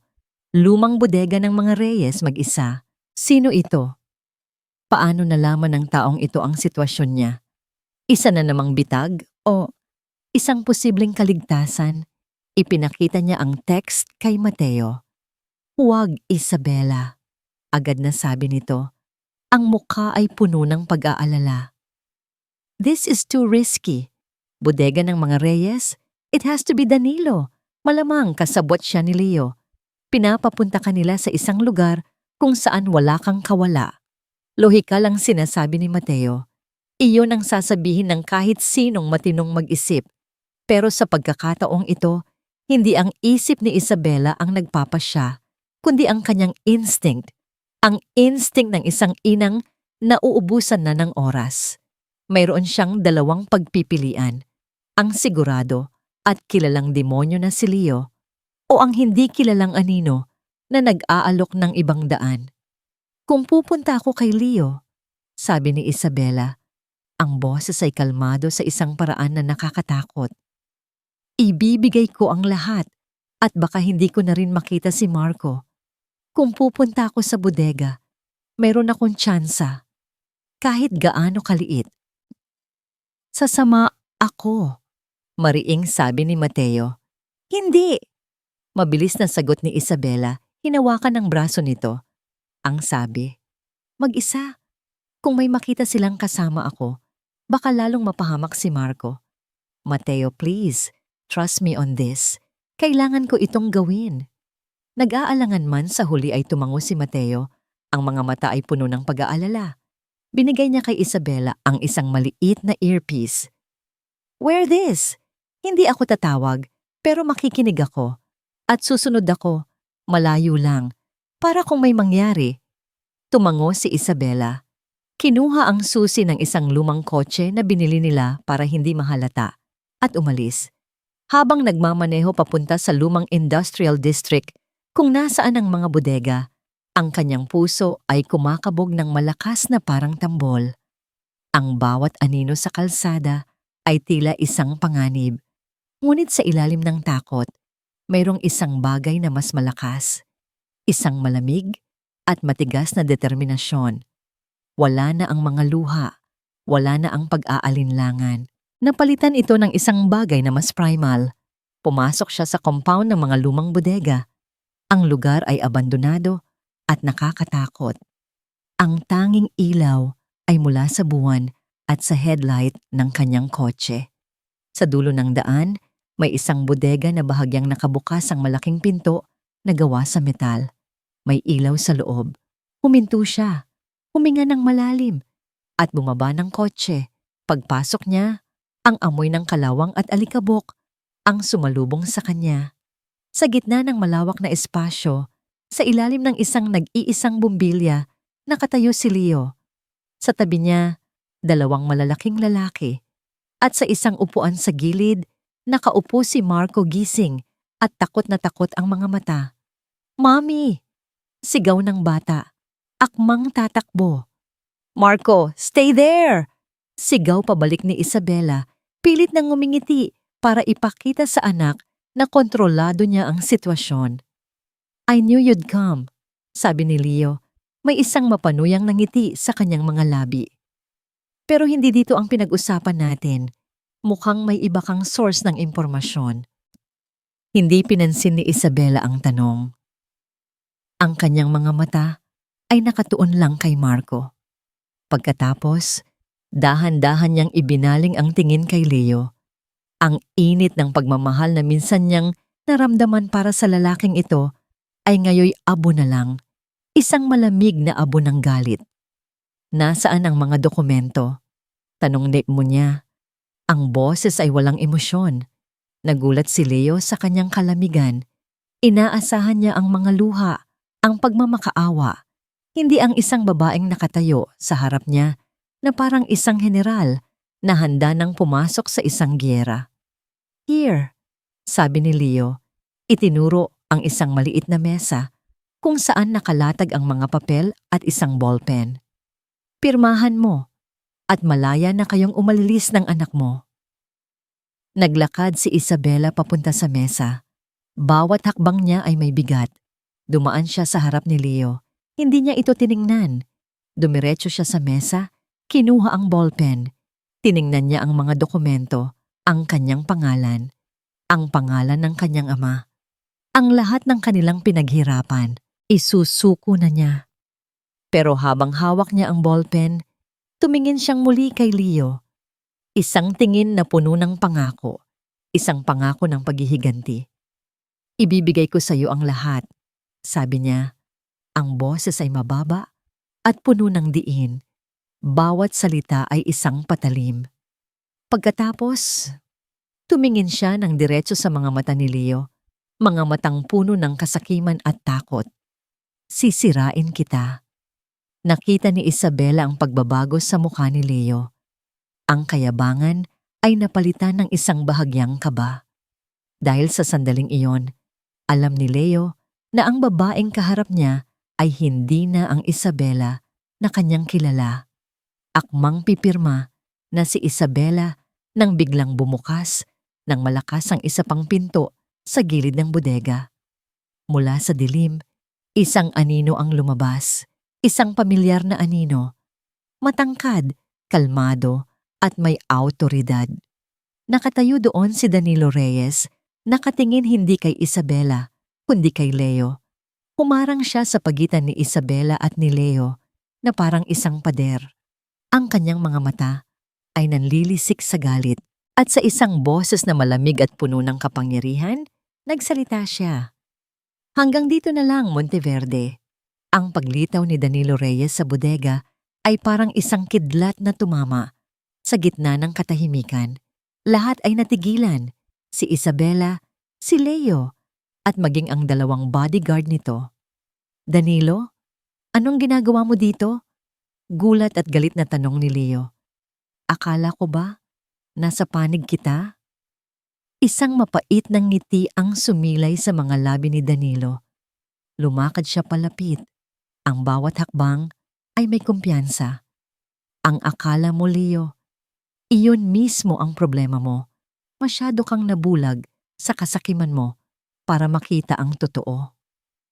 Humarap si Danilo kay Isabela. Sa unang pagkakataon, nakita ni Isabela ang mga mata nito nang malapitan. Wala doon ang galit ng isang kaaway. Ang nandoon ay isang bagay na mas malalim. Respeto at marahil pagsisisi. "Patawad, Isabela, kung kinailangan pang umabot sa ganito," sabi niya sa mahinang boses bago muling humarap kay Leo. Ano ang ibig sabihin nito? Sigaw ni Leo. Traidor ka! Ako? Traidor? Tumawa si Danilo. Leo, hindi mo ba naisip kung bakit sa dinami-dami ng pwedeng maging partner, ikaw ang pinili ko? Kung bakit ang isang Reyes ay bigla na lang gustong makipag-isa sa isang Monteverde? Hindi nakasagot si Leo. Dahil meron akong utang na dapat bayaran. Pagpapatuloy ni Danilo. Isang utang hindi sa'yo, kundi sa ama ni Isabela. Lalong natigilan si Isabela. Ang ama niya? Noong mga panahong halos bumagsak na ang negosyo ng pamilya namin. Kwento ni Danilo, ang boses ay puno ng alaala. Lahat ay tinalikuran kami. Pero may isang taong tumulong sa amin ng palihim. Isang taong hindi namin inaasahan. Ang pinakamalaking katunggali ng ama ko, si Don Ricardo Sandoval. Hindi totoo yan, bulong ni Isabela. Totoo, sabi ni Danilo. Ibinigay niya sa amin ang puhunan para makabangon muli sa isang kondisyon na kapag dumating ang panahon at kailanganin ng anak niya ng tulong laban sa mga ahas na nakapaligid sa kanya, ay hindi ako magdadalawang isip na tumulong. Iyon ang huling habilin niya sa akin bago siya pumanaw. Ngayon, naiintindihan na ni Isabela ang lahat. Ang pagprotekta sa pamana ni Don Ricardo. Ang dobleng laro. Si Danilo ay hindi kailanman naging kaaway. Isa siyang anghel na nagkubli sa anino. Ang buong merger, ang lahat ng pag-uusap natin. Peke lahat yon, Leo, sabi ni Danilo. Isang paraan para makalapit ako sa'yo, para malaman ko ang bawat plano mo, para makuha ko ang lahat ng ebidensya. Ebidensya? Tumawa si Leo, pero ang tawa niya ay halatang nerbiyos. Wala kang ebidensya. Sumenya si Danilo sa dilim. Mula sa likod ng mga kahon, 2 pang lalaki ang lumabas. Isa sa kanila ay pamilyar. Mang Ruben? Gulat na sabi ni Isabela. Ngumiti ang matandang accountant. Ang itsura niya ay hindi na mukhang takot o may sakit. Ayos lang ako, ma'am. Salamat sa mga tauhan ni Sir Danilo na nagligtas sa akin bago pa man dumating ang mga pulis. Ang temporary amnesia, parte lang yun ng plano para isipin nilang wala na kayong alas. At tungkol naman sa recording, sabi ni Danilo, itinaas ang kanyang telepono. Ang bawat pag-uusap natin, Leo, simula sa unang araw, naka-record lahat. Pinindot niya ang play. Don't worry, Danilo. Aalisin natin si Isabela sa picture ng dahan-dahan. Ang bata, collateral damage lang yan. Ang boses ni Leo ay umalingaw-ngaw sa buong bodega. Isang malinaw na pag-amin sa kanyang mga krimen. Namilog ang mga mata ni Leo. Umatras siya. Napapalibutan na ngayon. At si Marco. Sabi ni Danilo. Akala mo ba talaga hahayaan kong mapahamak ang anak ni Isabela? Bago mo pa man siya makuha mula sa bahay ninyo, pinalitan na ng mga tauhan ko ang bagong yaya. Dinala nila si Marco sa isang ligtas na lugar. Ang batang kasama mo ngayon? Sumenya si Danilo sa bata. Tumayo ito at lumapit kay Danilo. Hindi na mukhang takot. Isa pala itong batang aktor. Sa sobrang gulat at galit, sumugod si Leo. Pero madali lang siyang napigilan ng mga tauhan ni Danilo. Nanginig ang buong katawan ni Isabela sa mga revelasyon. Ginhawa, pasasalamat, pagkamangha. Ang lahat ay halo-halo. Lumapit sa kanya si Danilo at iniabot ang isang telepono. May gusto ko mausap sa'yo. Nanginginig niyang kinuha ang telepono at itinapat sa tainga. Hello, Mommy? Ang boses na yon, ang matamis na boses ng kanyang anak. Marco, anak, ayos ka lang ba? Humahagulgol na, sabi ni Isabela. Yes, Mommy. I'm in a big house with a swimming pool. Sabi ni Tito Danilo. It's a surprise vacation. When are you coming to get me? Ang mga luhang yon, na dati puno ng sakit, ngayon ay luha ng purong kaligayahan. Sa wakas, ligtas ang kanyang anak. I'm coming, baby. Mommy's coming, sabi niya. Habang kausap niya si Marco, Tumunog ang earpiece na suot niya. Boses ni Mateo. Isabela, narinig ko ang lahat. Papunta na kami ng mga pulis dyan. Pero may isa pa. Ano yon? Tumawag si Veronique. She just called for an emergency board meeting tomorrow morning. Itutuloy niya ang takeover. Akala niya, hawak ka na niya. Akala niya nanalo na siya. Napatingin si Isabela kay Leo na ngayon ay hawak na ng mga tauhan ni Danilo. Pagkatapos, tumingin siya kay Danilo na tumango sa kanya. This is it, sabi ni Mateo sa kabilang linya. It's now or never. Ang boardroom ng Monteverde Corporation ay malamig at tahimik, isang stark contrast sa nagngangalit na digmaan na malapit nang maganap.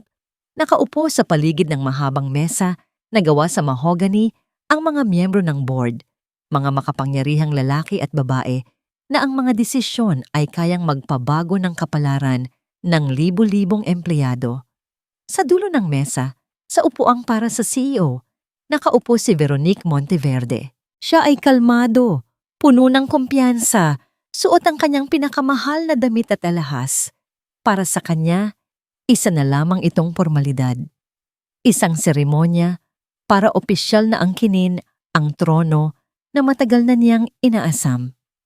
Good morning, members of the board. Simula niya, ang boses ay may matatag at puno ng autoridad. I called for this emergency meeting due to a sensitive and unfortunate family matter that now affects the stability of our company. Huminga siya ng malalim.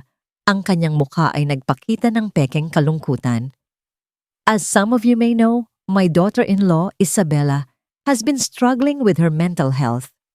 It has come to a point where she is no longer capable of fulfilling her duties as CEO. For the good of the company, and with a heavy heart, I am stepping in to assume the role permanently. Nagkaroon ng bulungan sa paligid ng mesa. May ilang tumango sa pagsang-ayon, matagal nang nasa ilalim ng impluwensya ni Veronique.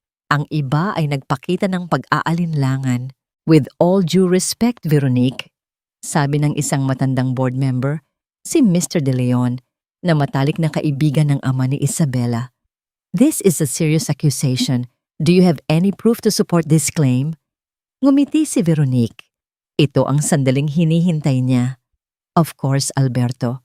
I have here a sworn statement from a reputable psychiatrist, Dr. Alcaraz, confirming my daughter-in-law's unstable condition. At meron din akong isang recording. Inilabas niya ang audio recorder. Isang recording kung saan si Isabela mismo ay nagtangkang mangikil ng pera kapalit ng kanyang pag-alis sa kumpanya. This is not the behavior of a sound leader. Akmang pipindutin na niya ang play button nang biglang bumukas ng malakas ang pinto ng boardroom. Lahat ng mata ay napalingon sa pinto. At doon, nakatayo si Isabela. Hindi ang Isabela na pagod at wasak. Hindi ang Isabela na takot at nag-aalinlangan. Ang Isabela na pumasok sa silid na yon ay isang reyna na handang bawiin ang kanyang kaharian. Ang kanyang suot ay simple pero elegante. Ang kanyang buhok ay maayos na nakatali. At ang kanyang mga mata ay nag-aapoy. Sa likod niya kasunod si Mateo, bitbit ang isang briefcase, at si Danilo Reyes, na ang presensya pa lang ay nagdulot na ng isa pang alon ng bulungan. Good morning! Bati ni Isabela. Ang boses niya ay kalmado, pero umalingaw-ngaw sa buong silid. I apologize for being late. I believe you were just about to discuss. Me? Nawala ang ngiti sa mukha ni Veronique. Napalitan ito ng gulat, na mabilis niyang itinago sa likod ng isang maskara ng pagkainis. Isabela, what is the meaning of this? You are not welcome here. On the contrary, Veronique, sabi ni Isabela, naglakad papalapit sa mesa. This is my company, my father's legacy. There is no place I am more welcome. Huminto siya sa tapat mismo ni Veronique. You were talking about proof? Hayaan mo. Ako ang magbibigay sa'yo ng pruweba. Sumenya siya kay Mateo. Binuksan nito ang briefcase at ikinonekta ang isang laptop sa malaking screen sa harap ng boardroom. Let's start with your so-called reputable psychiatrist, sabi ni Isabella. Lumitaw sa screen ang isang video. Isang video ni Dr. Alcaraz na nasa isang interrogation room, umiiyak habang inaamin na binayaran siya ni Veronique para gumawa ng pekeng diagnosis. Nanlaki ang mga mata ni Veronique. And now for your shell companies, pagpapatuloy ni Isabella. Lumabas sa screen ang mga bank statement, mga dokumento, at ang recorded na testimonya ni Mang Ruben David na malinaw na ipinapaliwanag kung paano ninakawan ni Veronique ang kumpanya sa loob ng maraming taon. Ang bulungan sa silid ay naging isang malakas na ugong. Si Mr. De Leon ay napatingin kay Veronique nang may matinding galit. At ang huli, sabi ni Isabella, ang kanyang boses ay bumaba. Naging personal. Ang iyong anak, ang aking asawa. Sumenya siya kay Danilo. Pinatugtog nito ang audio recording mula sa kanyang telepono. Ang boses ni Leo, malinaw at hindi maikakaila, habang ipinagtatapat ang kanyang mga plano, kasama na ang planong pag-kidnap kay Marco. Ang bata? Collateral damage lang yan. Sa pag-alingaungaw ng mga salitang iyon, isang kolektibong gasp ang narinig sa buong silid. Doon, sa harap ng lahat, tuluyang gumuho ang mundo ni Veronique. Ang kanyang muka ay namutla. Ang kanyang mga kamay ay nanginginig. Ang babaeng laging may kontrol ay bigla na lang naging isang basahan. Tumingin siya kay Isabella, hindi na may pagmamataas, kundi may purong takot. Ang kahihiyan. Ang hiya. Ito ang pinakamatinding parusa para sa isang tulad niya. How? Iyon lang ang salitang lumabas sa kanyang bibig. You underestimated me, sagot ni Isabella. You underestimated my father. And most of all, you underestimated the love of a mother for her child. Akala mo ba, hahayaan ko na lang na kunin mo ang lahat sa akin? Sa sandaling iyon, muling bumukas ang pinto ng boardroom. Pero hindi na mga abogado o board members ang pumasok. 2 pulis na nakauniporme.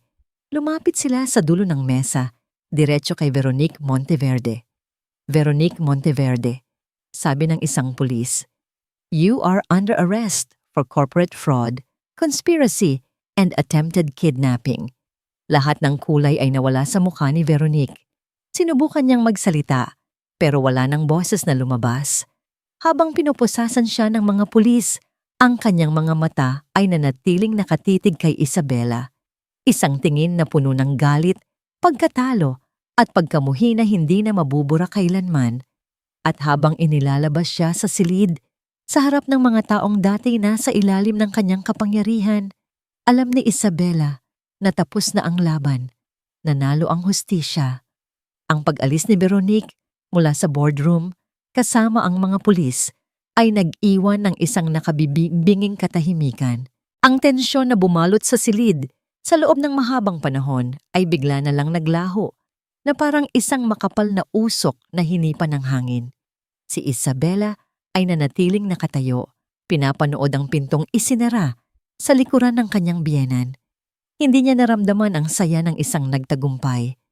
Ang naramdaman niya ay isang malalim at mabigat na pagod. Isang pakiramdam ng kaluwagan na may kasamang bakas ng lungkot para sa isang pamilyang sinira ng kasakiman. Si Mr. De Leon ang unang bumasag sa katahimikan. Tumayo siya, lumapit kay Isabella at inilagay ang kamay sa kanyang balikat. Your father would have been very, very proud of you, Hija. Isa-isang lumapit ang ibang mga board members, nag-aalok ng kanilang suporta at paghingi ng tawad sa kanilang pag-aalinlangan. Sa isang iglap, naibalik kay Isabella ang lahat. Ang kanyang posisyon, ang kanyang kumpanya, ang kanyang pangalan. Pagkatapos ng meeting, habang naglalakad sila palabas ni Mateo at Danilo, nakita nila si Leo na naghihintay sa lobby, kasama ang 2 pang pulis. Nahuli na rin ito. Nang makita niya si Isabella, ang kanyang mukha ay nagpakita ng isang emosyong hindi pa nakikita ni Isabella sa kanya dati. Tunay na pagsisisi. Isabella, I'm sorry, sabi nito. Ang boses ay basag. Nakinig ako sa kanya. Nabulag ako. Patawarin mo ako. Tinitigan lang siya ni Isabela. Ang galit na naramdaman niya kagabi ay napalitan ng isang pakiramdam ng awa. Awa para sa isang lalaking mahina, isang lalaking nagpatalo sa sarili niyang mga demonyo. Hindi siya nagsalita. Tumango lang siya ng bahagya bago tumalikod. Iyon na ang huling pagkakataon na nakita niya ito. Sa labas ng gusali, humarap si Isabela kay Danilo. Hindi ko alam kung paano kita pasasalamatan, Danilo. Utang ko sa iyo ang buhay ng anak ko. Ngumiti si Danilo, isang totoong ngangiti sa pagkakataong ito. Bayad na ako, Isabela. Bayad na ang utang ng pamilya ko sa pamilya mo. Your father saved us then. It was my honor to help his daughter now. Patas na tayo. Saan ka pupunta ngayon? Tanong ni Isabela. Malayo, sagot ni Danilo. Magsisimula ako muli. Sa isang lugar kung saan hindi ako ang anino ng aking ama o ang kalaban ng iyong ama. Isang lugar kung saan ako ay ako lang. Nagkamayan sila, hindi na bilang magkaaway o magkakampi, kundi bilang dalawang taong pinag-ugnay ng tadhana na ngayon ay handa ng tahakin ang kani-kanilang landas. Nang makaalis si Danilo, naiwan sina Isabela at Mateo. Nagkatinginan sila at sa unang pagkakataon, isang tunay na ngiti ang sumilay sa mga labi ni Isabela.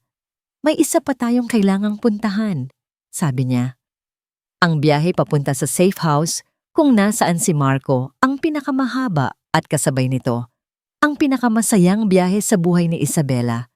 Bawat metro na kanilang tinatakbo ay isang metro papalapit sa kanyang mundo. Pagdating nila, isang maliit na figura ang tumatakbo mula sa pinto para salubungin siya. Mommy! Binuhat ni Isabela ang kanyang anak. Niyakap ito ng mahigpit na parang ayaw na niyang bitawan pa. Inamoy niya ang buhok nito. Hinalikan ang mga pisngi nito, si Marco. Ligtas, nasa mga bisig na niya. I missed you, baby. Humahagulgol na, sabi ni Isabela. I missed you too, mommy, sagot ng bata. Ang mga maliliit na kamay ay nakayakap sa kanyang leeg. Is our surprise vacation over? Can we go home now? Yes, anak, sagot ni Isabela. We can go home now. Ngunit habang sinasabi niya iyon, alam niyang hindi na sila babalik sa malaking mansyon. Ang lugar na yon ay hindi na isang tahanan. Puno na ito ng masasamang alaala. Ang kanilang tahanan ngayon ay kung nasaan silang magkasama. Gabi na. Bumalik sila hindi sa mansyon, kundi sa maliit na apartment ng kanyang ama. Ang lugar kung saan nagsimula ang lahat ng pagsubok at ang lugar din kung saan magsisimula ang kanilang bagong buhay. Nag-order sila ng pizza, ang paborito ni Marco. Habang kumakain sila sa sahig, sa gitna ng mga lumang kasangkapan, na puno ng tawanan ang maliit na espasyo. Ang tawanan ni Marco habang naglalaro. Ang mahinang pag-uusap nila ni Mateo. Ito ay simple. Ito ay magulo. Ito ay malayong-malayo sa marangyang buhay na kanyang nakasanayan. Pero ito ay totoo. Ito ay payapa. Ito ay masaya. Nang makatulog na si Marco sa sofa dahil sa pagod, maingat itong binuhat ni Mateo at dinala sa kwarto. Pagbalik niya, nakita niyang nakatayo si Isabela sa bintana, nakatingin sa mga ilaw ng syudad. Lumapit si Mateo sa tabi niya. Hindi sila nagsalita. Sa katahimikan, mayroong isang pag-unawa, isang koneksyon na pinatibay ng lahat ng kanilang pinagdaanan. Tumingin si Isabela kay Mateo at ngumiti. Isang ngiti ng pasasalamat. Salamat, Mateo, sa lahat. Ngumiti pabalik si Mateo. Lagi naman akong nandito, Isabela, noon pa man. Alam nilang marami pang kailangang ayusin. Ang kumpanya, ang trauma, ang mga sugat na kailangan pang maghilom. Ngunit sa gabing iyon, sa maliit na apartment na yon, kasama ang mga taong tunay na nagmamahal sa kanya, naramdaman ni Isabela sa unang pagkakataon sa loob ng mahabang panahon na tunay siyang nakauwi. Nakatayo siya doon, nakatingin sa labas At isang tanong ang pumasok sa kanyang isipan. Tapos na nga ba? Hindi pa. Ito ay hindi ang katapusan. Ito pa lang ang simula. Lumipas ang 3 taon. Ang Monteverde Corporation na ngayoy bumalik na sa orihinal nitong pangalan na Sandoval Industries ay hindi lang bumangon. Ito ay lumago ng higit pa sa inaasahan ng lahat. Sa ilalim ng pamumuno ni Isabela, ang kumpanya ay naging simbolo hindi lang ng tagumpay sa negosyo, kundi pati na rin ng puso at integridad. Ngunit ang pinakamalaking tagumpay ni Isabela ay hindi makikita sa mga stock market charts o sa mga building na kanyang ipinatayo. Makikita ito sa isang maliit na gusali sa puso ng Maynila, ang Phoenix Foundation. Ito ang kanyang personal na proyekto, isang pundasyon na nagbibigay ng legal na tulong, kanlungan at panibagong simula para sa mga babae at batang biktima ng domestic abuse. Bawat babaeng natutulungan nila, bawat batang muling ngumingiti ay isang piraso ng kanyang sariling paghihilom. Dito niya ibinuhos ang sakit ng kanyang nakaraan at ginawa itong pag-asa para sa hinaharap ng iba. Isang hapon, habang nag-aayos siya ng mga dokumento sa kanyang opisina sa pundasyon, isang sulat ang dumating para sa kanya. Galing ito sa Bureau of Corrections. Nanginig ang kanyang mga kamay habang binubuksan ito. Sulat kamay. Mula kay Leo. Isabela, hindi ko alam kung babasahin mo pa ito. Matagal na akong nagsusulat sa isip ko, pero ngayon lang ako nagkalakas ng loob na ilagay sa papel. Walang araw na lumilipas dito sa loob na hindi ko pinagsisisihan ng lahat. Ang sakit na idinulot ko sa'yo, lalo na kay Marco, ay isang bagay na dadalhin ko habang buhay. Sinira ako ng kasakiman, Isabela. Sinira ako ng inggit sa'yo, sa talino mo, sa lahat ng bagay na ikaw, at hinayaan kong sirain din ako ng impluwensya ng aking ina. Patawad. Alam kong huli na ang lahat, at hindi ko hinihiling ang kapatawaran mo dahil alam kong hindi ako karapat-dapat. Isinusulat ko lang ito para malaman mo na sa wakas, naiintindihan ko na at umaasa ako kung nasaan ka man ngayon na masaya ka. Dahil sa lahat ng tao sa mundo, ikaw ang pinaka-deserving na maging masaya. Tinupi ni Isabela ang sulat at inilagay sa isang drawer. Hindi siya sumagot. Hindi na kailangan. Ang kapatawaran ay hindi isang bagay na ibinibigay mo sa iba. Ito ay isang bagay na ibinibigay mo sa iyong sarili. Ang kapatawarang tumigil na sa pagdadala ng bigat ng nakaraan. At matagal na niyang ibinigay iyon sa sarili niya. Tumunog ang kanyang telepono. Isang video call mula kay Mateo. Nakangiti itong lumitaw sa screen. Nasa likod niya ang isang magandang beach. Hi love, kamusta ang meeting mo? Okay naman. Ikaw, kamusta ang mga pasaway dyan? Natatawang tanong ni Isabela. Ikinot ni Mateo ang kamera. Doon, sa buhanginan, naghahabulan ng 7 taong gulang na si Marco at isang maliit na batang babae na may kulot na buhok, ang kanilang 2 taong gulang na anak na si Maya. Ang tawanan ng mga bata ay humahalo sa tunog ng mga alon. Medyo magulo, as usual, sabi ni Mateo. Ang mga mata ay kumikinang sa pagmamahal. Pero okay lang, uwi ka na. Miss ka na namin. Pauwi na ako, sagot ni Isabela. Ang puso ay puno. I love you. We love you more. Pagkatapos ng tawag, sinilip ni Isabela ang sarili sa salamin. Ang mga bakas ng sakit ay naroon pa rin, pero hindi na ito mga sugat. Ito na ay mga pilat, mga paalala ng mga laban na kanyang pinagdaanan at pinagtagumpayan. Umuwi siya sa kanilang bahay, isang bahay na hindi kasing laki ng mansyon, pero 100 beses na mas masaya. Isang tahanan na puno ng mga larawang nakasabit sa pader, mga drawing ng mga bata na nakadikit sa ref, at amoy ng paboritong pagkain ni Mateo. Nang gabing iyon, matapos niyang basahan ng kwento si Maya at halikan sa noo si Marco, lumabas siya sa veranda. Sumunod si Mateo May dalang 2 tasa ng mainit na tsa. Umupo sila sa tabi ng isa't isa, tahimik na pinapanood ang mga bituin. Naaalala mo pa ba? Bulong ni Isabela. Noong sinabi ko sa apartment ni Papa, tapos na nga ba? Tumango si Mateo. Ngayon, alam ko na ang sagot, sabi ni Isabela. Isinandal ang kanyang ulo sa balikat ni Mateo. Hindi pala iyon ang katapusan at hindi rin ito. Ang bawat araw ay isang bagong simula. Hinawakan ni Mateo ang kanyang kamay. Magkahawak, magkatabi. Sa ilalim ng tahimik na langit, nahanap nila ang kanilang kapayapaan. Ang isang phoenix ay hindi lang basta muling isinilang mula sa abo para lumipad. Ito ay muling isinilang para matutunang manatili sa lupa, magtayo ng pugad, at alagaan ang mga bagay na tunay na mahalaga. At sa paggawa noon, natagpuan ni Isabela ang isang kaligayahan na mas matibay at mas maningning kaysa sa alinmang apoy na kanyang pinagdaanan.